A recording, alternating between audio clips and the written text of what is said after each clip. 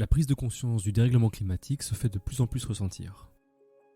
On comprend que la principale source de nos problèmes est le rejet dans l'atmosphère d'une molécule très particulière, le dioxyde de carbone, afin notamment de développer la société humaine. Mais concrètement, comment se défaire du problème quand la société entière est accro à cette substance magique ? Je m'appelle Pierre et avec Alex, nous allons vous parler d'environnement et de parcours inspirants. Pour nous, comprendre le problème, c'est déjà commencer à le résoudre. Bienvenue sur Post Carbone.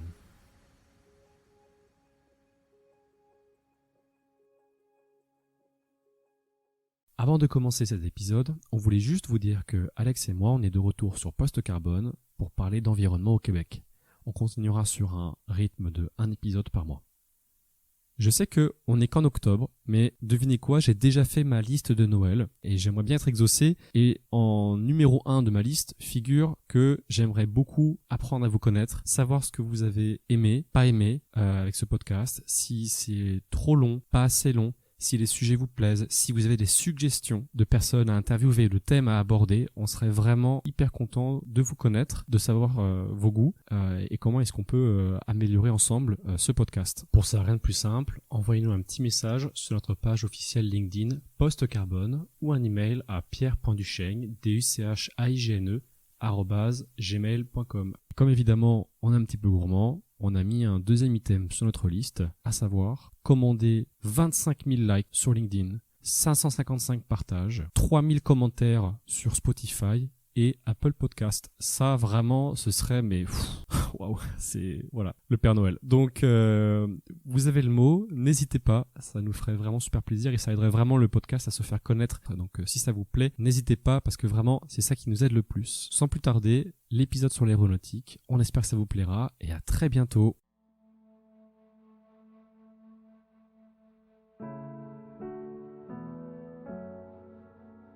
L'avion, c'est un mode de transport assez incroyable quand on y pense. Vous rentrez dans cet appareil, vous attendez 8 heures à l'intérieur et quand vous ressortez, vous êtes à l'autre bout du monde. Vous découvrez une nouvelle culture, une nouvelle langue ou encore un nouveau climat. Et au-delà de s'ouvrir à d'autres cultures, l'avion fait vivre des millions de personnes du tourisme et permet de transporter des marchandises de très haute valeur, contribuant à l'économie mondiale sans même que l'on s'en rende compte. Bref, c'est à l'heure actuelle un outil dont il est très difficile de se passer.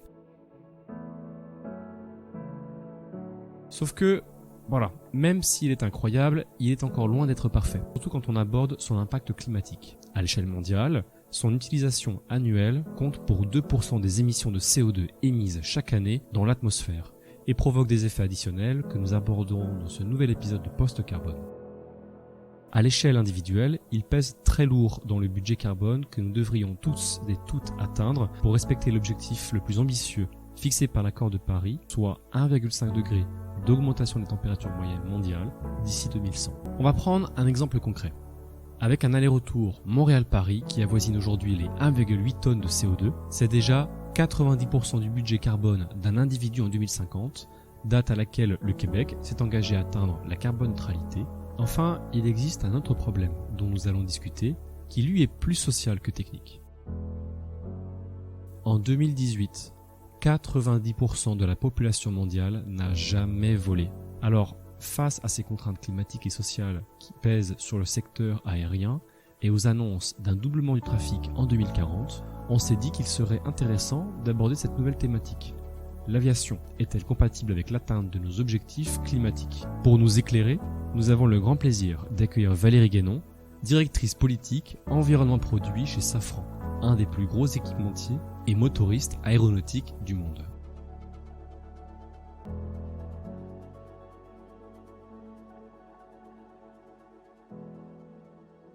Bonjour à toutes et à tous, on se retrouve sur Post Carbone avec Valérie Guénon. Bonjour. Bonjour.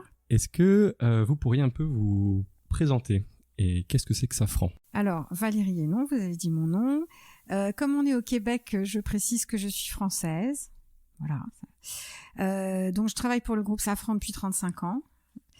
J'ai commencé comme ingénieur de bureau d'études où j'ai calculé les pièces de moteur d'avion. Et puis après ça, j'ai fait un certain nombre de métiers plutôt techniques qui m'ont amené au poste où je suis aujourd'hui. Excellent. Qu'est-ce que c'est que Safran ?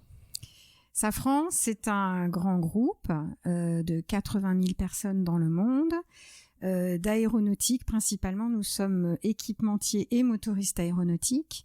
Donc nous sommes motoristes, nous faisons des moteurs d'avions militaires, d'avions civils, d'avions militaires et d'hélicoptères. Leader mondial avec notre partenaire General Electric sur une gamme de moteurs qui est le plus vendu au monde, qui est la gamme CFM 56 et LEAP. Et par ailleurs, nous sommes, sur un avion, nous faisons énormément de choses.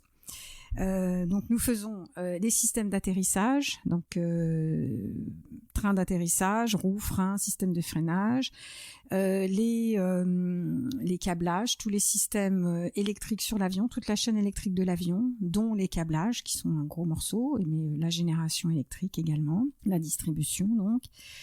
Nous faisons de l'avionique, de l'électronique, les systèmes de l'avion, système d'oxygène, conditionnement d'air, système de carburant, des cabines, les sièges. Suite au rachat, nous avons fait l'acquisition de Zodiac Aerospace en 2018, donc, qui nous a apporté le contact avec le client final qui est le passager. Nous faisons également les systèmes de transmission de puissance et les nacelles des moteurs civils. La nacelle, donc c'est ce qui est autour du moteur. Donc vous êtes vraiment sur toutes les parties de la chaîne de valeur de l'avion. Oui. Et ce qui va nous intéresser principalement pour cet épisode-là, c'est notamment l'impact sur le climat. Voilà, l'impact sur le climat. Et aussi, donc ce qu'on retient aussi surtout, c'est que pour notre épisode, c'est que les moteurs de la plupart des avions qui volent en ce moment sont des avions manufacturés Safran et General Electric. Mm-hmm. Quel est votre rôle exactement chez Safran dans ce cadre-là? Donc moi, je m'occupe de l'empreinte environnementale de nos produits une fois qu'on les a vendus. Donc l'empreinte environnementale donc de l'aviation, des avions quand ils sont en exploitation, en phase d'exploitation. Bon, je m'intéresse aussi à l'empreinte environnementale des autres phases du cycle de vie, mais principalement donc des produits vendus. Et quand je parle d'empreinte environnementale, ça veut dire l'empreinte climatique, mais également acoustique et la qualité de l'air. Je m'intéresse aussi aux aspects produits chimiques à cause de la réglementation REACH. Donc moi j'interviens sur 3 plans. Un premier plan qui est la compréhension, la quantification de l'empreinte environnementale et la communication en interne et à l'intérieur du groupe et également à l'extérieur. Il y a en fait une grande demande on a besoin d'avoir cette compréhension, cette quantification, et il y a une grande demande dans cette matière. C'est pas des sujets qui sont nouveaux pour nous.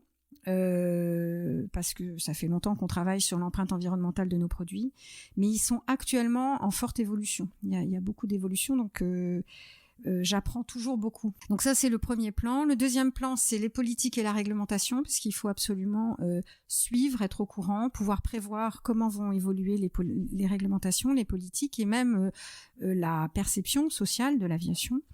Donc je m'occupe de ça à l'Europe et à l'international auprès de l'OACI, l'Organisation de l'Aviation Civile Internationale. Et puis moi, le troisième plan, qui est finalement le but ultime de mon poste, ce pourquoi je suis payée, c'est de m'appuyer sur cette compréhension technique, scientifique, politique, réglementaire, pour conseiller la stratégie de nos futurs produits. C'est-à-dire qu'on ne peut pas se permettre de se tromper sur des choix technologiques qui vont nous engager sur des dizaines d'années. Voilà. Donc c'est vital pour un groupe comme le nôtre. Parce que ça nous dit qu'il y a une inertie dans la création d'un programme. Enfin, c'est sur une durée de dizaines d'années. C'est un cycle long. Ce sont des cycles longs. Très long. Oui, tout à fait. L'objectif, c'est de réduire la possibilité d'actifs échoués. C'est ça, en définitive. Vous investissez vous montez des aéronefs, mais en définitive, si on se rend compte qu'ils vont pas respecter les standards environnementaux qui pourraient y avoir dans une dizaine d'années, ça demande un renouvellement de la flotte et du coup, vous avez investi un certain temps dans la R&D et c'est perdu. C'est ça. Ok. Oui. Ok. Donc vous avez quand même une connaissance assez élargie en fait de la chaîne de valeur, du design, de la conception jusqu'au recyclage ou pas nécessairement? Alors, on a des gens qui travaillent sur ces aspects-là, sur l'éco-conception, sur l'analyse de cycle de vie. Moi personnellement, c'est moins. Enfin, je m'y intéresse, mais je ne travaille pas, j'interviens pas directement dessus. Mais ça fait partie effectivement des nouveaux, et même ce sont des nouveaux sujets. On peut dire quand même que ça fait partie des nouveaux sujets qui montent en puissance chez nous. Voilà. Donc sur cet aspect de quantification des impacts de l'avion, donc le transport aérien, c'est environ 2% des émissions de CO2 à l'échelle mondiale actuellement. Sur quoi comment ça se répartit? Qu'est-ce qui cause l'origine de ces CO2? Est-ce que c'est l'exploitation de l'avion? Est-ce que c'est sa production? Est-ce que c'est plutôt sa fin de vie? Est-ce que, même si tu fais pas forcément l'analyse du cycle de vie, est-ce que tu as une vision là-dessus? Et peut-être après, qui dans le monde utilise vos avions? Est-ce que tu as une vision là-dessus? Nord-Sud, là. Un peu. Alors déjà les 2%, c'est une bonne base de départ. Les 2%, il s'agit, quand on parle des 2%, c'est 2%, on dit l'aviation émet 2% des émissions de CO2 émises par les activités humaines par an, typiquement. Dans ces 2%, il y a uniquement les émissions lors de l'exploitation de l'avion, c'est-à-dire les émissions qui sortent du moteur pendant que l'avion fait ce qu'il a à faire. Voilà. Donc ça, c'est 2%. Là-dedans, dans ces 2%, ne sont pas comptées d'autres émissions dont l'aviation est responsable. Donc déjà, ne sont pas comptées les émissions du reste du cycle de vie de l'avion, donc sa production, sa fin de vie. Mais ça, je dirais, c'est pas énorme. Voilà, c'est assez marginal. Pourquoi ? Parce qu'un avion, ça dure très longtemps, grâce notamment à des procédures de maintenance extrêmement sérieuses, extrêmement élaborées. C'est un avion, il pourrait très bien voler pendant 50 ans sans problème. Et puis, un avion, c'est un mode de transport en commun qui est alors je parle de l'aviation commerciale ici, qui est exploité par des compagnies aériennes qui vont le rentabiliser au maximum, c'est-à-dire faire beaucoup de rotation, l'utiliser beaucoup et le remplir au maximum. Voilà. Donc, plus de 95% de l'empreinte carbone sur le cycle de vie d'un avion est due à son exploitation. Donc ça, c'est pour l'aspect cycle de vie. Mais ensuite, l'aviation, il y a pas que l'empreinte carbone. Les émissions de CO2, oui, c'est ça. Il y a l'empreinte carbone, par exemple, des aéroports. Et puis, il y a une empreinte carbone qui est assez significative, qui est les émissions qui ont été émises lors de la production et de l'acheminement du carburant. Si j'émets 1 kg de CO2, en fait, il y a 0,2 kg qui a déjà été émis en amont. Ok. Oh. Donc, c'est-à-dire que ça devrait être 1,2 kg, tu vois, plutôt qu'1 kg. Ah, devrait être comptabilisé. Ouais.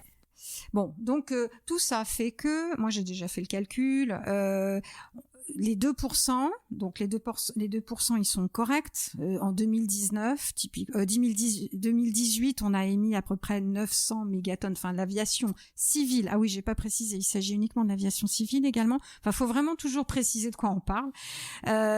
Et donc, l'aviation civile a émis 900 mégatonnes de CO2. Et donc, comme on sait combien de CO2 a été émis par le reste des activités humaines, c'est très facile de calculer. Et ça donne vraiment 2%.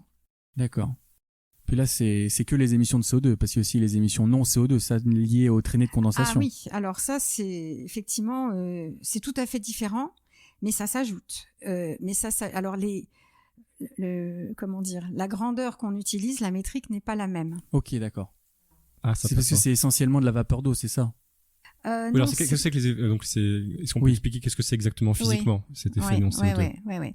Alors déjà effectivement c'est bien de parler des effets non CO2 ou hors CO2 plutôt que des émissions. Alors en fait il s'agit des effets climatiques qui sont dus à des émissions qui sont autres que le CO2. Et les avions, ils ont cette particularité, c'est qu'ils émettent en altitude, donc ils émettent du CO2, mais ils émettent également des oxydes d'azote, qu'on appelle les NOx. Polluants atmosphériques, ça par contre. Voilà, qui sont des polluants pour la santé. Pour la santé, qui sont mauvais pour la santé près des aéroports. Les particules fines, des sulfures, des sulfates. Je pas comment on dit, voilà, donc des aérosols, donc donc ces espèces chimiques, donc par exemple si je prends l'oxyde d'azote, c'est un polluant atmosphérique, il est mauvais pour la santé des gens, des êtres vivants, mais en altitude, il a aussi une contribution climatique. Voilà, qui est déterminée avec des interactions chimiques un peu complexes, des réactions chimiques qui se créent avec la chimie de l'atmosphère. Donc ça, c'est pour les NOx. Par ailleurs, alors les fameuses traînées de condensation. Qu'est-ce que c'est que les fameuses traînées de condensation ? Ce sont en réalité des cristaux de glace. C'est de l'eau qui se condense autour de noyaux et qui forment des cristaux de glace. Donc les traînées de condensation, on les voit, on les reconnaît très bien. On arrive même à voir si c'est un biréacteur ou un quadriréacteur, mais il n'y en a pas systématiquement. Voilà. Il y a des vols qui n'émettent aucune traînée de condensation. Et donc ça, on n'est pas capable. On peut connaître. Est-ce qu'on connaît son pouvoir réchauffant ou à ces oui. traînées-là en cumulé, ou est-ce que Alors ça a été oui. Alors le pouvoir réchauffant des effets climatiques complets de l'aviation, donc du CO2 plus de tous ces effets, s'exprime en forçage radiatif effectif. Donc c'est cette métrique-là qui est utilisée, donc qui exprime en fait, pour simplifier, on va dire le pouvoir réchauffant d'une émission ou d'une émission indirecte. Les traînées de condensation, c'est un effet indirect puisque les avions n'émettent pas de cristaux de glace, hein, mais ils se forment derrière dans le sillage de l'avion. Donc c'est le forçage radiatif effectif, donc qui traduit voilà le potentiel réchauffant. Et alors il existe aujourd'hui des évaluations par des scientifiques du climat qui évaluent le pouvoir réchauffant donc total, le forçage radiatif effectif total de l'aviation. Il donne, ça s'exprime en watts par mètre carré, mais ils disent que c'est 3,5% du forçage radiatif effectif de toutes les activités humaines. Donc là, on a un peu augmenté. Alors. Voilà. Donc, oui, mais on ne peut pas comparer les 2% avec ces 3,5%. C'est pas la même métrique. C'est pas la même métrique. Okay. Voilà. Et c'est pas le même dénominateur. Ok, d'accord. En fait, c'est surtout ça. Donc dans le premier cas, le dénominateur, ce sont les émissions de CO2 anthropiques, donc dues aux activités humaines. Dans le deuxième, c'est le forçage radiatif effectif anthropique. Bon. Alors cette évaluation, elle a été faite pour les traînées de condensation, pour les NOx, pour d'autres émissions. Il y a aussi des émissions pour lesquelles on n'a pas encore d'évaluation. Elle est quand même, elle s'accompagne d'une incertitude. Donc pour ce qui est des traînées de condensation, l'incertitude qui est de l'ordre de plus ou moins 70% de la valeur. Voilà. Donc ça, voilà. Bon, forte incertitude sur ces effets parce qu'ils sont extrêmement complexes et difficiles à mesurer. Ok. Peut-être on va avancer un petit peu pour être sûr qu'on ait le temps de tout balayer.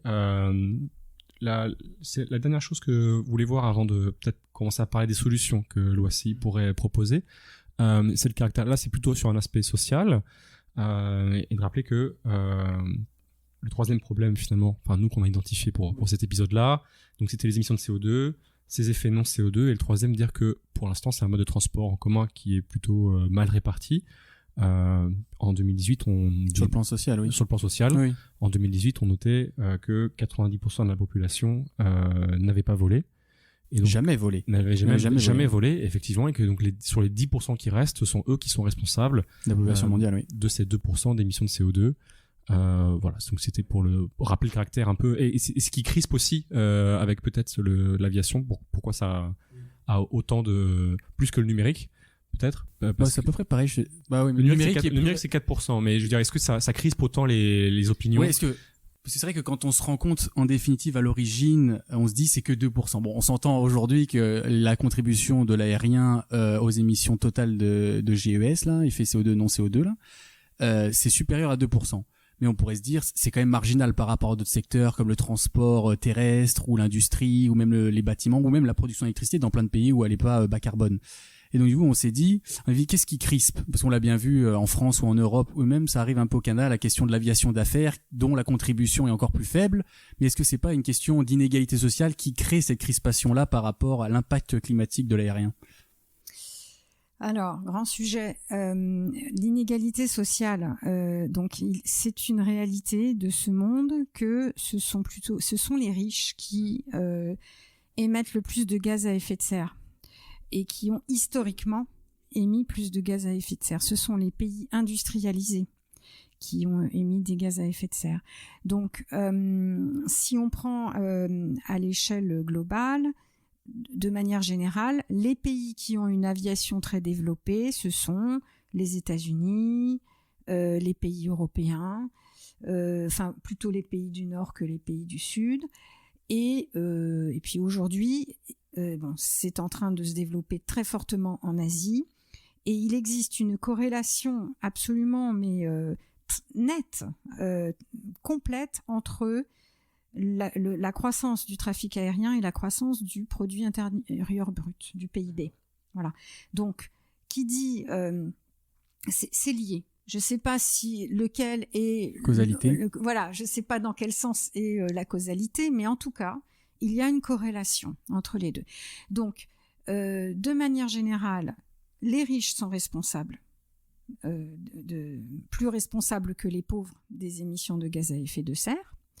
Les pays riches, je préfère dire les pays riches que individualiser le problème, parce que quand on commence à individualiser, ça devient plus compliqué, crispant. Alors oui, c'est-à-dire qu'après, dès qu'on commence à entrer dans des situations individuelles, on n'en finit plus. Le paradoxe, c'est que si le trafic aérien a tellement augmenté ces 20 dernières années, depuis 2000 à peu près, il a vraiment augmenté à un rythme de environ 5% par an, mais c'est bien parce que il a été utilisé de plus en plus par des gens qui n'étaient pas des gens qui n'avaient pas accès avant. Voilà, qui n'avaient pas accès avant, exactement. Voilà. Est-ce qu'ils sont riches, est-ce qu'ils sont pas riches? Ils sont probablement plutôt dans des pays riches, mais ils n'y avaient pas accès avant. Donc et c'est ça qui fait la croissance du trafic. Voilà. Parlons maintenant de solutions qui sont proposées par le secteur de l'aérien. Donc, avant de commencer à rentrer dans le vif du sujet sur les solutions, peut-être qu'on pourrait rappeler qu'est-ce que l'Organisation internationale de l'aviation civile, son rôle dans justement les solutions qui pourront être apportées avant de commencer à rentrer une par une là-dedans. Le rôle de l'OACI, mais aussi des juridictions nationales. Des États aussi. Oui, c'est ça. L'OACI n'a pas tout entre ses mains non plus. Donc, oui, l'Organisation de l'aviation civile internationale, l'OACI, c'est une émanation de l'ONU. C'est une organisation de l'ONU comme l'OMC, l'OMS. Les gens souvent ont déjà entendu parler de l'Organisation mondiale du commerce ou l'Organisation mondiale de la santé. Bon, c'est le même type d'organisation. Ça veut dire que ce sont des pays, des États qui sont membres. Et il y a 193 États qui sont membres de l'OACI. Et l'OACI, elle a été créée en 1944, à une époque où l'aviation était naissante, et dans le but de créer une harmonisation de certaines règles de l'aviation transfrontalière, c'est-à-dire ce qu'on appelle l'aviation internationale, c'est l'aviation qui passe les frontières. Donc l'OACI n'émet pas de règles pour les aviations intérieures. Voilà. Donc les pays, à l'intérieur de leurs frontières, ils peuvent faire ce qu'ils veulent. Sauf qu'en général, un avion, il est utilisé aussi bien pour passer les frontières que pour rester à l'intérieur. Donc, de toute façon, voilà, les règles sont appliquées quand même à peu près pareil à l'intérieur. Donc l'OACI, son but, c'était de créer des règles communes, principalement pour la sécurité et puis pour des règles de contrôle aérien. Vers les années 60, elle a commencé à s'intéresser à réglementer des caractéristiques liées à l'environnement, à l'empreinte environnementale des avions. Ça a commencé par l'empreinte acoustique. Donc en fait, la première norme environnementale de l'OACI, c'était une norme acoustique en 1970. Et puis alors ensuite il y a eu des normes sur, je crois en 1991 sur les fumées, sur les hydrocarbures imbrûlés. En 81, première norme sur les NOx. Et en 2016, première norme sur les particules fines et ultra fines et sur le CO2. Le CO2 D'accord. est arrivé en 2016. Donc à l'origine c'était plus des pollutions sonores, atmosphériques, environnementales au sens large, mais pas proprement parler climatique. Ok. Oui, d'accord. tout Ok. à fait. Ça arrive en 2016. Et du coup, les États qui se rejoignent, les juridictions nationales qui se rejoignent à l'OACI, qu'est-ce qu'elles ont décidé en définitive comme plan d'action définitif pour que l'aérien contribue à l'atteinte des objectifs climatiques de façon globale? L'année dernière, fin 2022, l'Assemblée de l'OACI, après 3 ans de travaux quand même, a conclu un accord, un engagement de neutralité carbone en 2050. Alors qu'est-ce que c'est que cet engagement ? D'abord, c'est un engagement, contrairement à des normes. Les normes, c'est pas compliqué. Un avion qui ne respecte pas les normes n'a pas le droit de voler. Voilà. C'est tout ou rien. Enfin, ça passe ou ça passe pas. Là, il s'agit d'un engagement, d'un objectif aspirationnel, c'est-à-dire que il n'est pas juridiquement contraignant. Parce que on n'aurait pas pu mettre d'accord 193 pays de dire en 2050 neutralité carbone. Bon, donc cet engagement il est pris. C'est un peu comme les engagements des COP, hein, voilà. Oui, le droit international ne prévaut pas sur la souveraineté des États. Voilà, c'est ça. Oui. Donc c'est le même principe que les COP. Et d'ailleurs, on dit souvent ah oui, mais l'aviation ne fait pas partie de la COP 21. Les engagements de la COP 21, c'est un scandale. L'aviation n'était pas dedans. Alors c'est quelque chose que j'ai souvent entendu. Donc pourquoi ? Parce qu'en fait, les engagements dans la COP 21, ce sont des engagements par pays. Donc l'aviation intérieure fait partie. Mais pas international, voilà, mais comme pas, le transport maritime international. D'accord. Pareil, oui. Ok.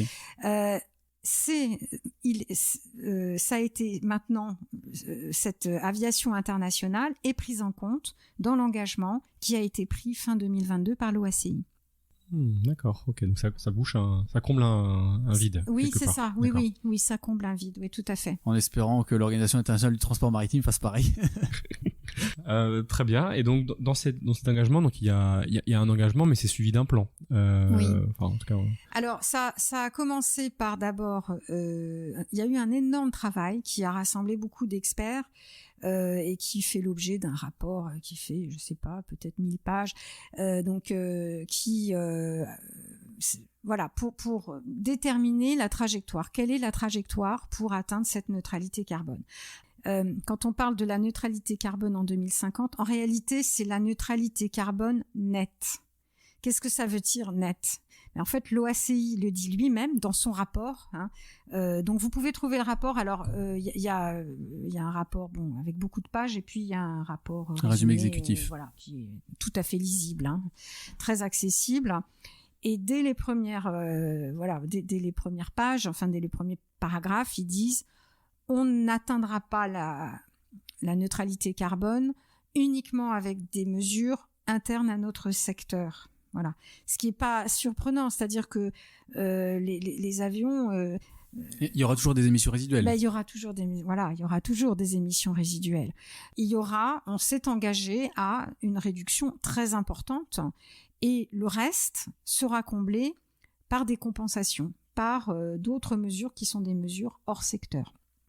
D'accord. Voilà, moi je trouve que c'est mieux de dire les choses comme ça. Les émissions hors secteur, vous entendez, c'est des achats de crédit carbone ou l'investissement dans des projets de d'autres secteurs, d'aide à la décarbonation d'autres secteurs, par exemple l'industrie ? Ça prend en compte ces deux volets ? Alors, ce sont des projets d'émissions ce qu'on appelle les émissions négatives, c'est-à-dire de l'absorption de carbone.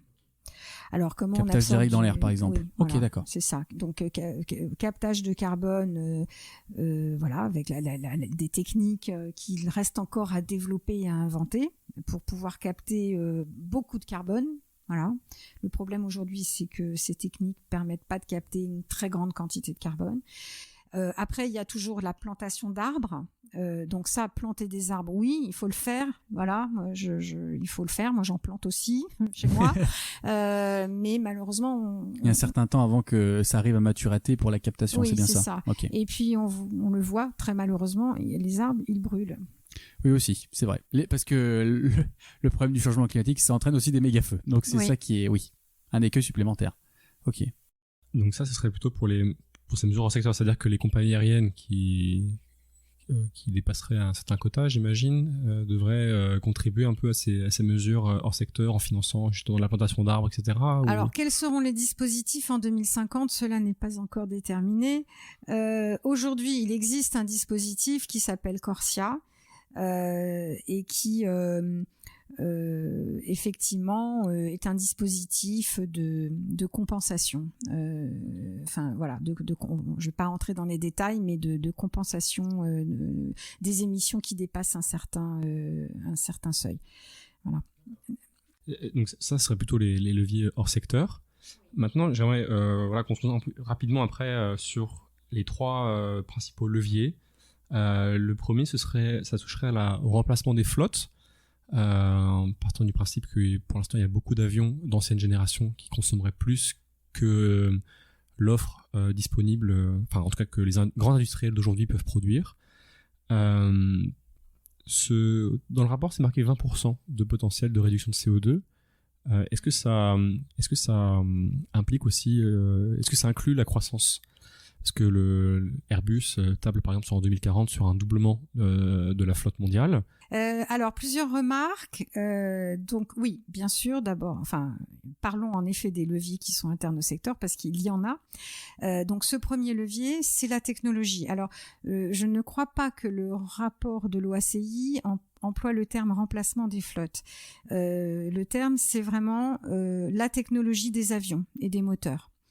Le remplacement des flottes, avant de remplacer les flottes, il faut d'abord développer la technologie, les futures technologies d'avions ultra économes qui remplaceront d'autres avions. Voilà. Le terme utilisé, c'est plutôt les développements technologiques, sachant que aujourd'hui, on peut remplacer les flottes avec des avions qui sont déjà existants aujourd'hui. On peut remplacer des vieux avions par des avions récents. Voilà, plus économe. Ça, c'est possible. Mais dans l'étude qui a été faite par l'OACI, il y a vraiment eu une étude très poussée sur les différentes technologies qui sont disponibles. Qui sont envisageables. Elles ne sont pas disponibles encore aujourd'hui. En tout cas, pas à l'échelle, c'est ça. Ok. Voilà, il y a plusieurs scénarios de technologies qu'on peut mettre en place.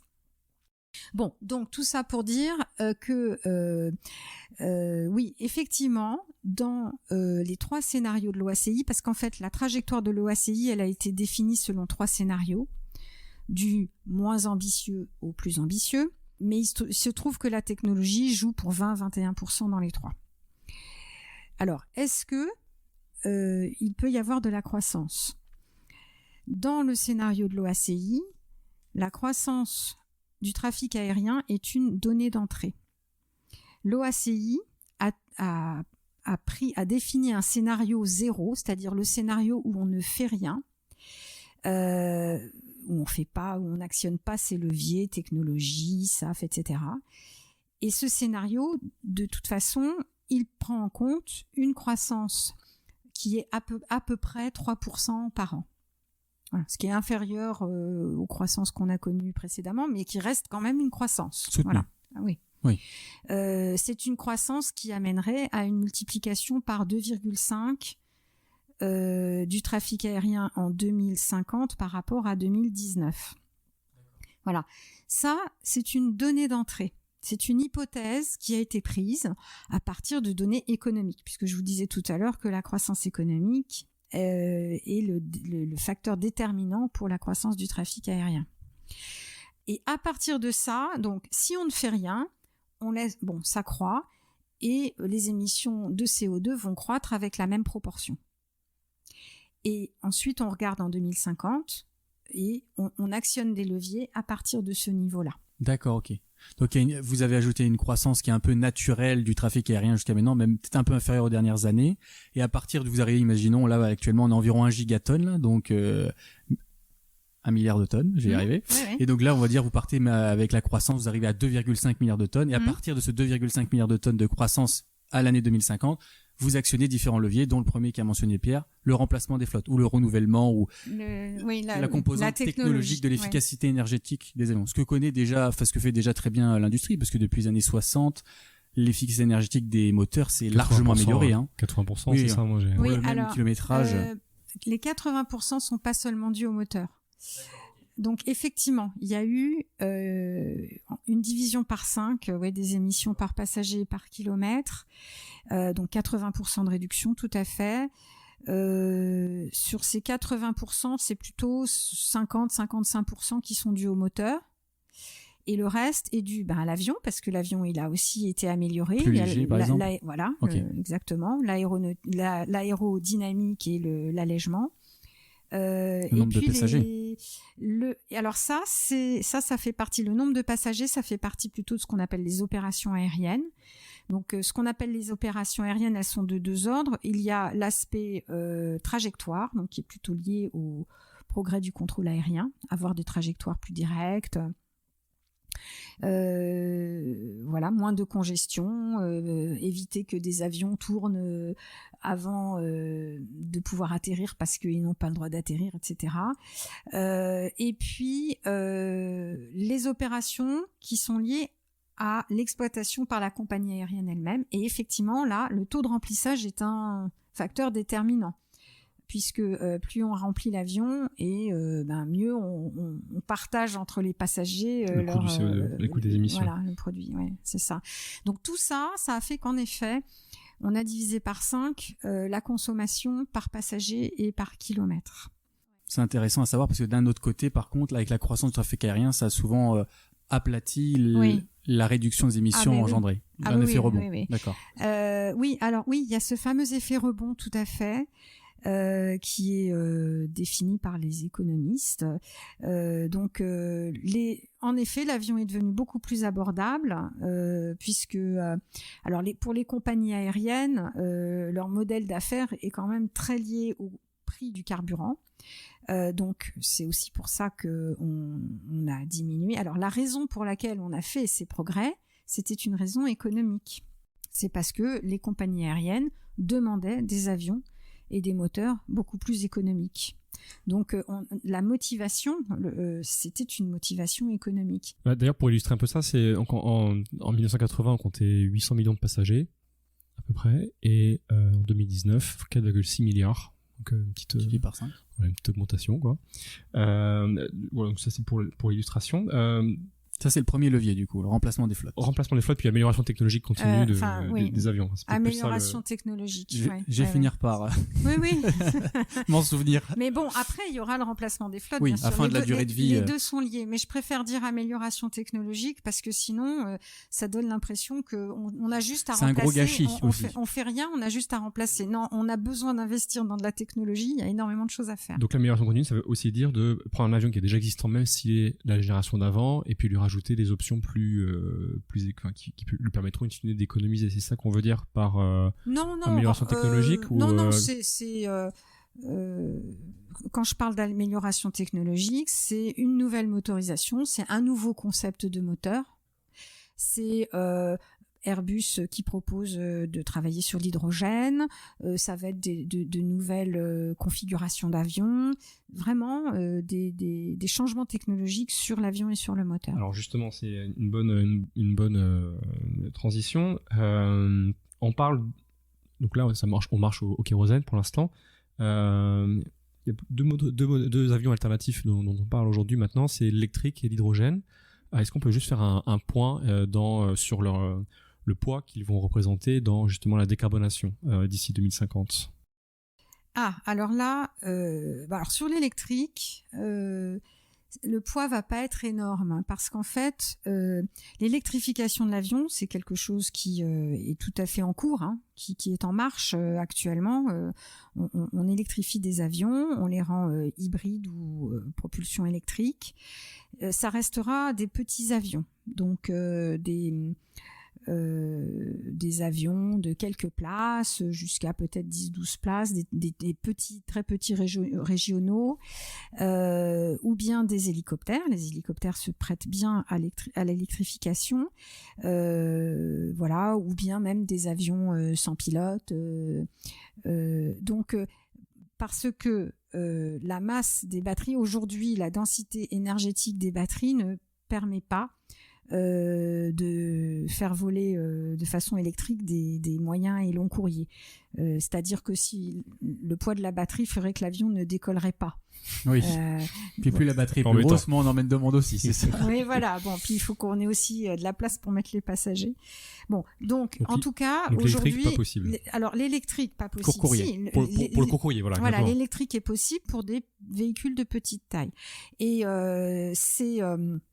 c'est plutôt, donc ça c'est très bien, ça permet quand même de décarboner, mais ça permet surtout de développer des nouveaux types de mobilité qui soient sans que ces nouveaux types de mobilité émettent plus de CO2. Voilà. Mais donc la contribution reste assez faible. Alors l'autre question, c'était l'hydrogène, les carburants d'aviation durable de façon générale, oui, dont l'hydrogène. Alors attention, il faut bien différencier les deux parce que c'est pas tout à fait le même problème. Oui. Commençons par l'hydrogène. On va revenir sur le carburant durable juste après. Oui, donc l'hydrogène. Alors là, les avis divergent. L'OACI, le rapport de l'OACI dit que l'effet de l'hydrogène sera vraiment faible en 2050. Il le voit plutôt venir après 2050, alors que si on regarde la feuille de route européenne. Bon, évidemment, l'OACI, c'est mondial. Donc, si on regarde par un prisme plutôt européen, donc la feuille de route européenne qui s'appelle Destination 2050, Destination 2050, elle donne plus de part à l'hydrogène. Bon, mais c'est parce que c'est un prisme européen. Bon, là-dessus, c'est un point sur lequel ça diverge un peu. Mais je crois que Destination 2050 envisage que l'hydrogène pourrait contribuer à hauteur de 20% en 2050. Voilà. Oui, parce que en fait, ce qu'il faut peut-être contextualiser, c'est que donc cet avion d'hydrogène n'existe pas encore. Il est en train d'être développé.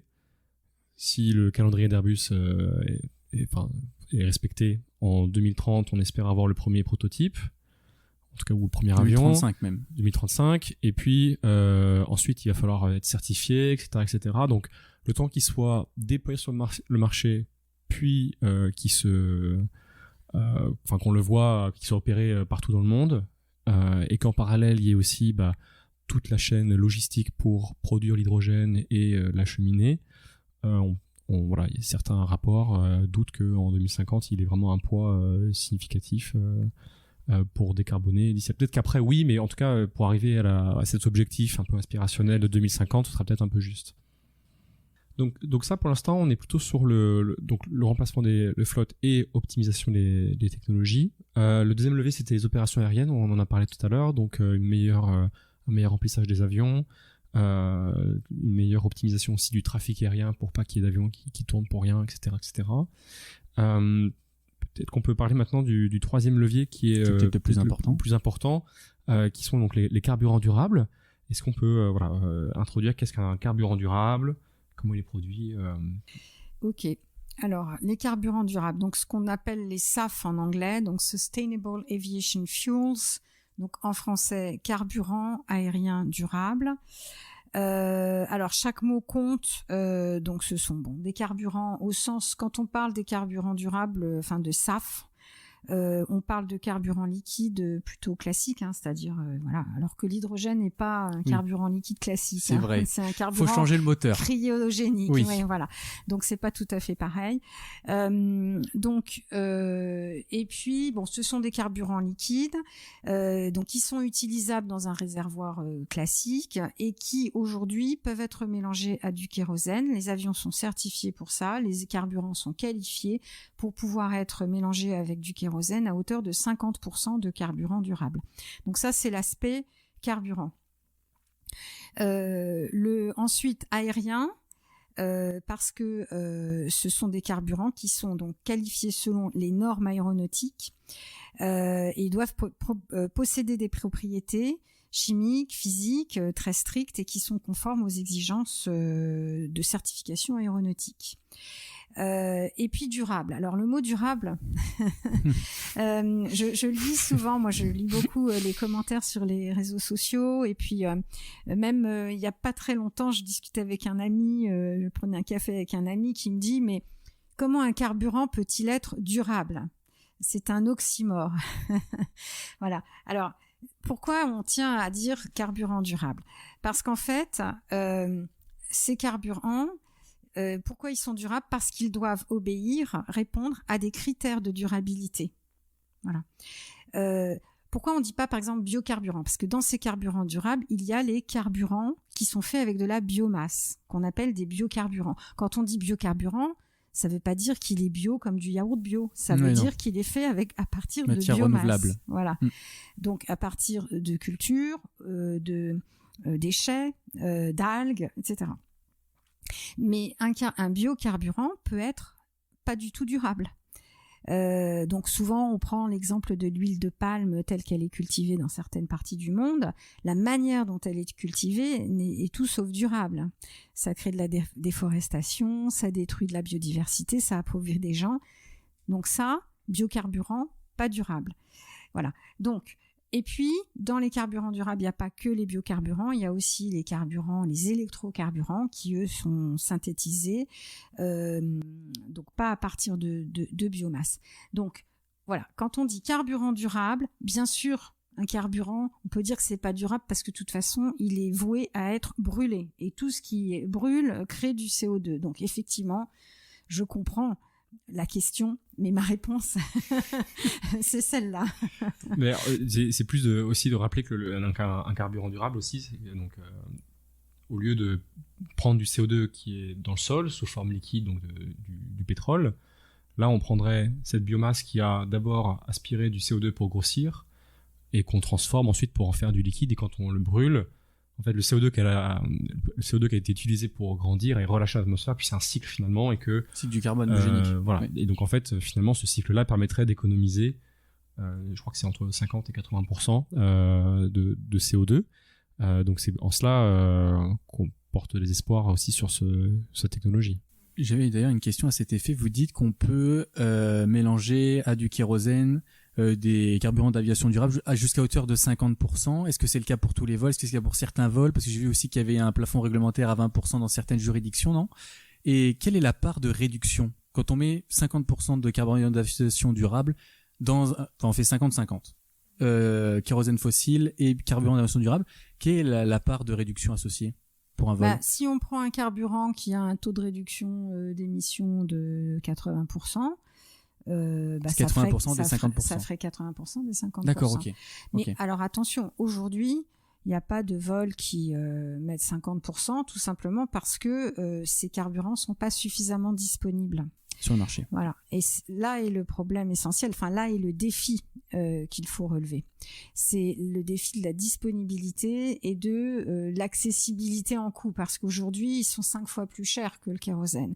Donc les compagnies aériennes, déjà que les compagnies aériennes, elles sont très scrupuleuses, très attentives au prix du kérosène. S'il faut qu'elles achètent des carburants qui sont 5 fois plus chers, on comprend que ça leur pose problème. Donc, il y a quand même beaucoup de choses à mettre en place pour que tout cela soit possible, que les compagnies aériennes puissent les acheter, que les producteurs puissent les produire, que la chaîne de valeur se mette en marche pour amorcer la pompe, pour pouvoir créer la production de ces carburants. Voilà. Est-ce que ça, c'est donc quelque chose dont on parle assez peu, j'ai pas trouvé trop de documentation là-dessus, mais entre l'amélioration des technologies, entre l'utilisation massive de carburants durables, ça demande des investissements sur toute la chaîne de valeur, ça fait donc quand même des milliers de milliards de dollars à investir sur toute cette chaîne. Est-ce que, donc sur 30 ans du coup, quand on atteint l'objectif, c'est donc 2050, est-ce que donc ces milliers de milliards sur 30 ans, c'est beaucoup, c'est pas beaucoup, et est-ce que, in fine, ça va être absorbé, ou est-ce que l'avion est voué à coûter plus cher ? Alors tout ça va coûter effectivement extrêmement cher. Donc les carburants, même si on arrive à faire baisser les prix, ils vont quand même coûter plus cher. De manière générale, la tendance plutôt va vers des taxations supplémentaires. En Europe, on a la réglementation sur l'ETS, donc le système d'échange de quotas d'émissions, qui se durcit pour l'aviation, donc qui revient à une forme de taxation du carbone. Donc tout ça va faire que, oui, probablement l'aviation prendre l'avion va coûter plus cher. Oui. Et on va peut-être revenir à une aviation réservée à des gens qui ont les moyens. Oui, okay. Ça, c'est un scénario probable. Hein. Ouais. Donc ça n'améliorerait pas les inégalités sociales de ce transport en commun, donc. Non, justement, c'est pour ça que cette question d'inégalité sociale, elle paraît simple comme ça à première vue, mais voilà. Enfin, c'est bon. Donc, je pense que tout à l'heure on parlait de l'effet rebond. Donc l'effet rebond, c'est ce qui a permis, ça a fait baisser les prix de l'avion, donc il y a eu de plus en plus. Ça l'a démocratisé. Voilà, ça l'a démocratisé, donc ça a fait exploser le trafic aérien. Là, l'effet rebond n'aura pas lieu. Au contraire. D'ailleurs, dans la feuille de route de Destination 2050, on avait modélisé, l'Union européenne. Oui, quand on a fait ce travail, le modélisateur qui a travaillé dessus a introduit l'effet sur la demande de l'utilisation de ces carburants qui sont plus chers.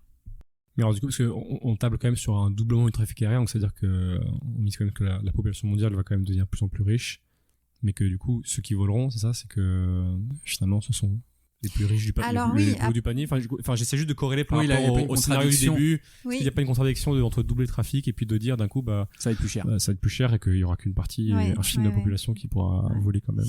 Alors, dans un sens, on pourrait dire qu'il faut souhaiter que le trafic aérien augmente parce que c'est signe de bonne santé économique et c'est signe de bonne santé mondiale de manière générale. Si on a vu un exemple où le trafic aérien s'est effondré, c'était quand même une pandémie mondiale. On peut imaginer que si le trafic aérien se met à stagner, voire diminuer, ça peut être pour des causes qui sont pas désirables. C'est un indicateur. Voilà. Donc, ça peut être pour une pandémie, ça peut être pour une crise économique mondiale très forte, ça peut être pour une guerre. Tout ça, c'est pas très désirable. Si c'est parce que l'avion devient plus cher, c'est moins grave. Donc voilà. Ce sont après, on peut faire aussi réfléchir à de la prospective, des scénarios prospectifs comme ça. Voilà, si on regarde dans la boule de cristal, oui, une autre chose qui pourrait arriver et qui est probable à mon avis, c'est que les effets même du changement climatique fassent que on puisse moins facilement voler. Alors justement, ça c'est d'ailleurs il y a un article de Bloomberg qui a été posté il y a quelques jours qui disait effectivement, par exemple, qui se concentrait sur les aéroports, qui disait que certains aéroports comme l'aéroport de JF Kennedy à New York a été modernisé, ça a coûté 19 milliards de dollars justement pour qu'il résiste aux tempêtes que la côte affronte régulièrement. Il y a un autre aéroport qui s'appelle donc, l'aéroport de Luton qui était cité dans le Royaume-Uni, qui a été cité aussi, et pendant une journée en fait aucun avion n'a décollé parce qu'il faisait tellement chaud que le revêtement de la piste en fait avait fondu et qu'on pouvait pas c'est impossible de voler en fait. Donc en fait ce qui se passe c'est que même si on peut entre guillemets souhaiter que le trafic augmente parce que ça voudrait dire que tout le monde se porte bien, va y avoir aussi du coup des effets désagréables comme justement la nature qui rappelle que va falloir jouer avec les règles du jeu aussi physiques à ce niveau-là. Donc c'est aussi des investissements qui vont être à prendre en compte pour les infrastructures de l'avion, quoi. J'avais juste une question un peu panoramique pour revenir sur les solutions de tout à l'heure, pour qu'on puisse modéliser assez rapidement vous aviez dit l'OACI ne permet pas d'atteindre la neutralité carbone dans le secteur de l'aviation en 2050. On arrive à quel niveau d'émission environ? Est-ce que vous savez Alors il y a 3 scénarios et il y a un scénario, je crois que le moins ambitieux dit que en 2050 on serait à peu près 900 mégatonnes, ce qui est le même niveau qu'en 2018. Mais avec une croissance du trafic qui serait 2,5 fois plus forte. Oui, mais avec cette croissance du trafic. Et puis le scénario le plus ambitieux, lui, ça descendrait à 200 mégatonnes. D'accord, ok. Et la principale 200 mégatonnes, ok, très bien. Et c'est à peu près 2 fois et demi les émissions actuelles du Québec, donc en soi, ce serait pas énorme. Et j'avais juste une question supplémentaire, c'est quelle est la contribution majeure en termes de solutions? Elle vient d'où? Elle vient de l'amélioration des opérations aériennes, des carburants durables, de l'hydrogène, de l'amélioration des flottes? Alors là, aujourd'hui, il y a une forme d'unanimité dans les différentes trajectoires. C'est que c'est quand même les carburants aériens durables qui ont le plus gros potentiel. Voilà. Pratiquement à hauteur de 50% de contribution. Mais il y a quand même un contributeur dont je n'ai pas encore parlé, vous m'avez pas posé la question, mais c'est le moteur. D'accord, ok. Oui. C'est vrai ça? Quelle erreur. Parce qu'en fait, c'est le moteur et c'est l'efficacité énergétique en général. Parce qu'en fait, quel que soit le carburant qu'on utilisera, il faudra en consommer moins. Et l'efficacité énergétique, ça reste quand même un levier important, vraiment important et absolument nécessaire de continuer à avancer dans cette direction. Donc on a déjà, comme Pierre le rappelait tout à l'heure, on a déjà fait beaucoup de progrès. Bon, donc les arbres ne montent pas au ciel, donc l'efficacité énergétique ne peut pas tendre vers zéro non plus, mais on peut quand même continuer à progresser dans cette direction. Donc en ce qui concerne les moteurs, Safran avec son partenaire General Electric travaille sur une future génération de moteurs, enfin sur un ensemble des technologies. Voilà, on a un grand programme de recherche et de développement, recherche, technologie et développement, pour aller vers une nouvelle génération de moteurs qui permettrait une diminution de 20% par rapport à la génération actuelle et qui comporte, dont un des leviers, enfin un des éléments importants est l'architecture du moteur lui-même. Donc c'est ce qu'on appelle une architecture ouverte. Donc quand vous prenez l'avion, vous regardez le moteur, vous voyez la seule chose qu'on voit, parce qu'on voit la nacelle, et puis la seule partie de la turbomachine qu'on voit, c'est la grande roue qui est à l'entrée, qui s'appelle la soufflante. Et en anglais, c'est le fan. Et donc cette soufflante, plus elle est grande, plus l'efficacité, le rendement propulsif du moteur est meilleur. C'est la raison pour laquelle, si vous regardez un moteur civil, il a un diamètre beaucoup plus gros qu'un moteur militaire. Un moteur militaire, il a un peu une forme de cigare. D'ailleurs, souvent on le voit pas, il est à l'intérieur de l'avion.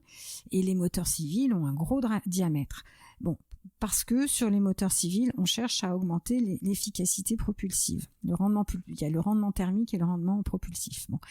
Et donc, plus on augmente le diamètre de cette soufflante, et plus on améliore cette voilà. Sauf que il arrive un moment où la soufflante, si elle devient trop grosse, elle est quand même entourée d'un carter, d'un carénage, d'une nacelle, et bien si elle devient trop grosse, on a des pénalités de masse. Hein, voilà. Donc la solution consiste à supprimer ce carénage et donc à avoir une soufflante ouverte. Ça ressemble un petit peu à un turbopropulseur, mais c'est pas un turbopropulseur. Ça reste quand même un turboréacteur, mais avec cette soufflante ouverte. Voilà. Il est prévu pour quand, ce moteur? D'ici une dizaine d'années. D'accord. Et du coup, on a vu là les solutions qui étaient proposées directement par les juridictions nationales au sein de l'OACI. Et je me questionnais aussi, parce que, comme vous le dites, il y a des modélisations pour tout et pour rien, mais est-ce que, j'avais regardé, l'Agence nationale de l'énergie a sorti en 2021 son rapport qui permet pour la première fois d'atteindre à l'échelle planétaire la neutralité carbone, le Net Zero by 2050, c'est ce rapport de mai 2021, et dedans il soulignait des solutions supplémentaires, notamment le plafonnement des vols civils, si je me souviens bien, d'une partie d'entre eux, au niveau de 2019. Est-ce que ça contribuerait pas, plafonner les vols ne contribuerait pas à garder les gains d'efficacité énergétique des moteurs, déjà dans un premier temps, et dans le deuxième temps, est-ce que vous voyez aussi, vous considérez, est-ce qu'il pourrait y avoir, comme le propose l'Agence nationale de l'énergie, un transfert vers le rail pour les vols courts-courriers, ou c'est quelque chose que n'envisage pas du tout l'OACI, les juridictions nationales et plus spécifiquement les compagnies aériennes et tout le secteur? Alors ça, c'est une question très intéressante. Effectivement, alors si on regarde les choses comme un ingénieur, que je suis d'ailleurs, on a des modélisations avec des paramètres qu'on peut faire varier. Et si je fais varier le paramètre croissance du trafic aérien, et si j'introduis un plafonnement, c'est super. Mon calcul, je vais atteindre la neutralité carbone beaucoup plus facilement. Hein. C'est mathématique. Voilà. Donc c'est effectivement, c'est ce que préconise ce rapport de l'Agence internationale de l'énergie. C'est également ce que préconise le rapport du Shift Project, oui, dont, comme son nom ne l'indique pas, est un organisme français et qui donc a émis un rapport sur voler en 2050. Voilà, pouvoir voler en 2050. Et qui évidemment,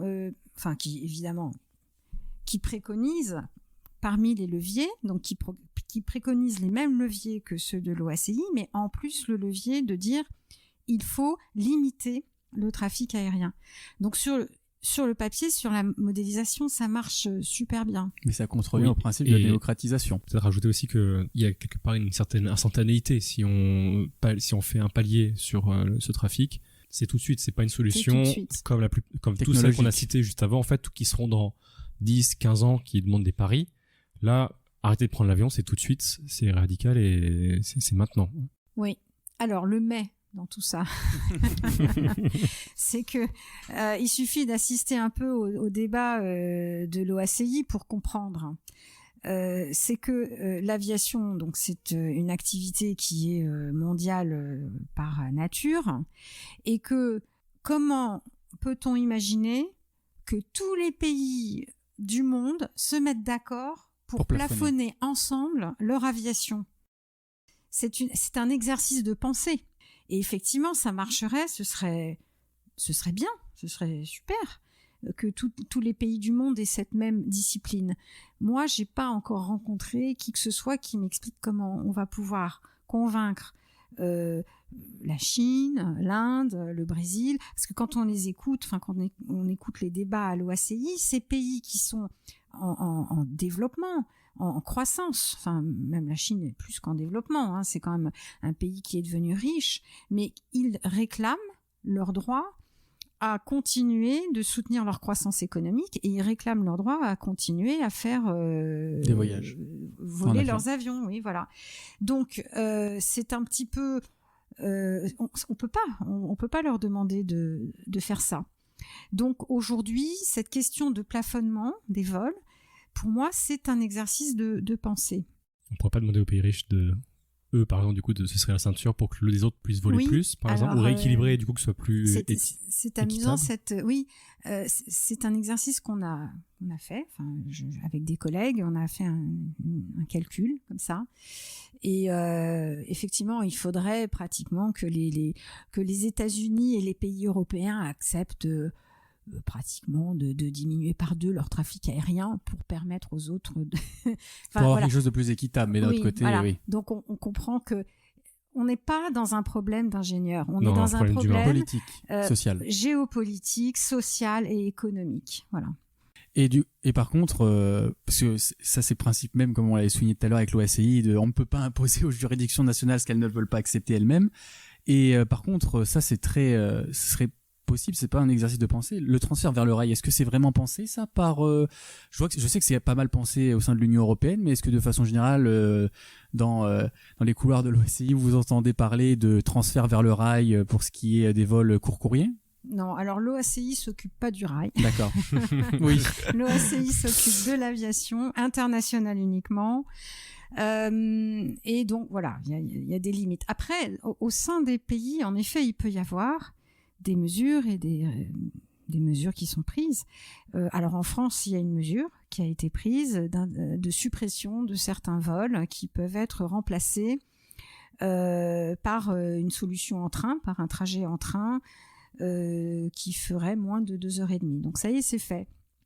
Donc ça a principalement supprimé le Paris-Bordeaux, le Paris-Lyon. Oui, 3 lignes, c'est ça. Hein. Paris, non, je crois, voilà. D'accord. Bon. Ouais. Donc, ok, c'est fait. Ça représente pas grand-chose. Oui, 1%. Oui, je crois. Je sais pas, mais en tout cas, c'est pas grand-chose. Bon, mais après la question du remplacement par le train, il y a quand même un problème. C'est que quand les lignes existent, c'est bien. Donc moderniser les lignes, moderniser les trains, mettre des trains de nuit, tout ça, je pense qu'il y a vraiment des choses à faire. Construire de nouvelles lignes, attention, ça coûte très cher à l'environnement aussi. Donc si par exemple en Chine ou même dans des pays, alors les pays d'Afrique typiquement, ils n'ont aucune infrastructure, enfin ils n'ont aucune. Ils ont beaucoup moins d'infrastructures au sol que l'Europe. Hein. Si on regarde les infrastructures au sol en Europe, on est sillonné de routes et de rails. On peut se passer d'avions, strictement parlant, en Europe. Hein. Bon, mais il y a des pays où ils n'ont rien. Et donc, s'il faut commencer à faire des saignées sur le sol pour construire des rails, voilà, il faut faire le calcul. Oui, la CV il faut faire de le la calcul. construction jusqu'à la fin de vie, et puis Oui. l'amortissement aussi, hein, écologique des installations, c'est ça. Ok. Et l'autre question que j'avais, moi, je voulais vraiment la poser. Donc le secteur aérien donc mise quand même beaucoup sur les carburants durables, les carburants avec un mélange aussi de beaucoup d'électricité et de carbone capté de l'atmosphère. Mais moi j'ai une question sur l'aspect plutôt biomasse, mais aussi électrique, parce qu'en fait tout le monde va vouloir s'électrifier. Aujourd'hui, on tend vers ça. Est-ce qu'il va pas y avoir une compétition à la ressource pour l'électrique? En 2022, on a produit 360 milliards de litres de kérosène. Bon, si on double le trafic, on va être x2, j'imagine. Et pareil pour la biomasse. Peut-être il y a d'autres secteurs. Le maritime va vouloir peut-être se faire des biocarburants. Les bâtiments vont peut-être vouloir faire des bâtiments en bois. La concurrence les des ONG usages vont peut-être vouloir avoir des champs où on touche à rien parce qu'on veut protéger la biodiversité. Les énergéticiens vont peut-être vouloir faire aussi des combustibles à partir de la biomasse. Enfin, si tout le monde se dit dans son coin, ah ben moi je vais faire de la biomasse, c'est ma solution. Mais est-ce que ça se concerte, est-ce que ça se parle, est-ce qu'on est aujourd'hui capable de dire il y a assez de biomasse pour tout le monde et d'électricité. Ouais, c'est question extrêmement importante. et vaste. Oui. J'ai bien choisi mon moment. Vous avez une minute. Wow. Bon, il y a oui, puis alors en plus il y a l'électricité, il y a la biomasse, donc bon, oui. Je pense qu'on peut dire vraiment que oui, il existe un risque de concurrence d'usage entre les différents usages et notamment entre les différents modes de transport. Ça c'est possible et même presque plus que le maritime, on pourrait craindre peut-être une concurrence d'usage avec du transport terrestre. Oui, le carburant. Parce que pour les producteurs, ce sera plus facile pour eux de vendre une très grande quantité pour les transports terrestres, pour la route, pour les camions, pour les voitures. Nous, on est quand même l'aviation, on reste un petit client finalement, hein, oui. en quantité de carburant. Ah, même avec 360 milliards de litres. Oui, c'est peu par rapport au transport terrestre. Okay. Donc, et en plus, le carburant que nous on va utiliser devra répondre à des normes hyper strictes que tous les producteurs ne pourront pas respecter. Oui, voilà. Donc là, il y a une vraie approche globale à avoir. globale au sens de vraiment systémique. Et c'est là que les pouvoirs publics et les politiques ont vraiment un rôle à jouer pour faire en sorte que ça soit pas la guerre et la jungle entre les différents modes de transport. Il doit y avoir un moyen le plus intelligent possible d'optimiser, de faire de la synergie, d'attribuer certaines matières premières qui seront plus adaptées pour certains modes de transport que d'autres, et d'avoir besoin d'un petit peu de réglementation là-dedans. Voilà. Et là, c'est extrêmement important face à ce défi de faire travailler ensemble toute la chaîne de valeur. Voilà. Il y a également l'aspect donner confiance aux investisseurs. Voilà. Donc c'est une question très complexe. Oui, bien sûr. C'était un peu piège. Et on a une dernière question à vous poser, c'est en dehors de tout ce qui est modélisation, scénarisation, prospective, vous, en votre fort intérieur, comment est-ce que vous imaginez le secteur aérien en 2050 par rapport avec les données que vous avez avec vous, votre instinct, ça fait 35 ans que vous travaillez pour le secteur aérien chez Safran. Comment est-ce que vous voyez en 2050 le secteur aérien avec les données actuelles? C'est vraiment difficile parce que, comme tout le monde, je suis quand même très inquiète sur l'effet du dérèglement climatique sur notre planète. Et c'est peut-être ce qui me préoccupe le plus. Si on veut parler du transport aérien, ça me préoccupe plus pour mes enfants que pour le transport aérien, bien entendu. Mais moi, je me demande comment on va faire face effectivement à des changements, comment on va s'adapter. Si tout va bien, voilà, si on imagine un scénario où les choses se passent bien, j'imagine un transport aérien effectivement avec des technologies beaucoup plus, toutes ces techniques et ces technologies qu'on a décrites qui fonctionnent. Avec de la distribution de SAF, voilà, dans un monde qui serait à peu près équilibré sur ce plan-là. Et puis probablement une croissance du trafic qui sera en tout cas pas celle qu'on a vécue ces 20 dernières années, qui sera peut-être plus modérée, voilà, plus modérée, je pense. Ouais. C'est une question très difficile. Oui, celle-là. ils sont difficiles, c'est un peu piège. Oui. En tout cas, merci beaucoup. Merci beaucoup Valérie. Avec plaisir. Et puis, on vous dit à très bientôt sur Post Carbone. À la suite de notre épisode avec Valérie Guénon, on a vraiment appris à quel point le secteur tout entier semble mobilisé pour rendre l'aviation compatible avec l'atteinte de nos objectifs climatiques. En tout point dans la chaîne de valeur, les ingénieurs travaillent sur le développement de nouveaux avions, moteurs, systèmes, carburants, procédés en tout genre, qui permettent de rendre les avions extrêmement sobres. Les experts et politiciens font évoluer le cadre juridique permettant d'augmenter la part des carburants durables dans leurs réservoirs. Ce que l'on a réalisé cependant, c'est que ces innovations, elles prennent du temps à être développées. On peut raisonnablement se laisser 15 ans avant de voir émerger toutes ces solutions et les impacts qui les suivent.